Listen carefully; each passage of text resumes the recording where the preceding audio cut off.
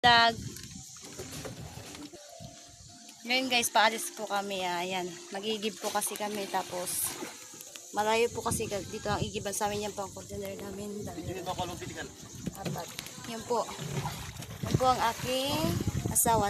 Tumitikin po siya guys. Tapos, ayun, babangkain pa po namin ang aming iigiban. Alis na po kami. Yan po.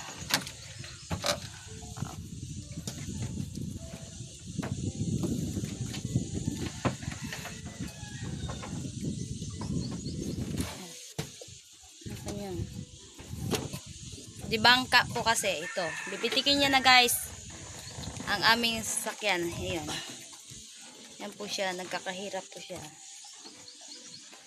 So ayan. Hay ka muna.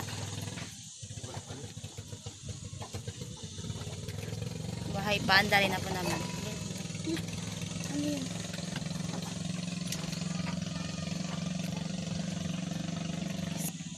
Yan. Yan siya guys. Hi guys, medyo matigas kaya kailangan natin buyluhan pagbitik kasi kaliwa ito. Tignan niyo ako magbitik guys, ganito lang ako, kasimple. So bye bye. Paalis na po kami guys. Ayan, habang nag-drive po kami. Tapos mamaya po abangan nyo na lang po yung aming pagdating. So ayun guys. Okay.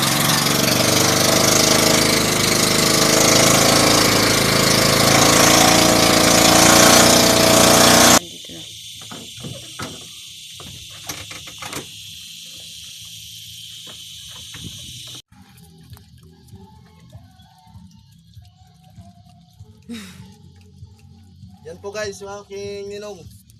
Siya po yung nagkuhan ng tubig. Ito po, Ito po guys. napakasimple lang magigib dito sa lugar ng Kuring. Pero dito na yung hose, sakay mo na lang sa bangka. At pagkapuno, sabay alis. Ayun. Yun guys. I-open niya pa guys yung tubig. Ayan. Yan. Ito yung hose. Yan pong hose. Hawak-hawak niya. Guys ko. Para makatawa rin sila. Sabagay, i-edit ko lang man yan. Uy! Tikman mo muna. So, ayun guys. Ayan ang tubig oh.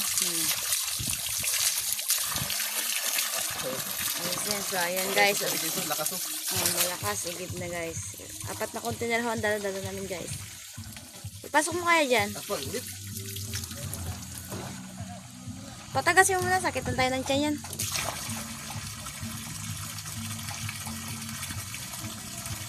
So, ayun guys. Yun. Yan. Yan. Dito po kami sa lugar ng Kuring. Maganda dito guys. Kahit looban lang siya. Pero, so, ayun. Yan.